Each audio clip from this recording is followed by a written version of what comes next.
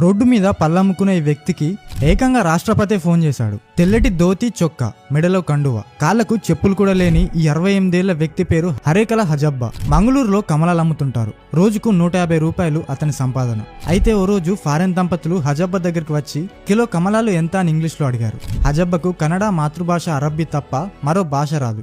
అందుకే ఆ ఫారిన్ దంపతులు అడిగిన ప్రశ్నకు అతను సమాధానం చెప్పలేకపోయాడు. ఆ దంపతులు హజబ్బను చూసి ఎగతాళిగా నవ్వుకుంటూ వెళ్లిపోయారు. తాను చదువుకోకపోతేనేం తనలా మరెవ్వరూ అలా బాధపడొద్దని నిర్ణయించుకున్నారు. అప్పటి నుంచి తాను సంపాదించిన దాంట్లో కొంత కూడబెట్టి ఎకరం స్థలాన్ని కొనుగోలు చేసి 1999 జూన్లో పాఠశాల నిర్మాణం ప్రారంభించాడు. ప్రభుత్వం మరియు దాతల సాయంతో అలా 2021 జూన్ వరకు 8 తరగతి గదులు, 2 మరుగుదొడ్లతో స్కూల్ నిర్మాణం పూర్తయింది. ఆ తర్వాత హై స్కూల్ స్థాపించాలని నిర్ణయించుకున్నాడు. 10 ఏళ్లు కష్టపడి దాన్ని కూడా సాకారం చేసుకున్నాడు. 2012 నాటికి ప్రాథమిక పాఠశాల పక్కనే ఉన్నత తరగతి విద్యార్థుల కోసం మరో బిల్డింగ్ నిర్మించాడు. ప్రస్తుతం తన గ్రామంలో ప్రీ యూనివర్సిటీ కళాశాల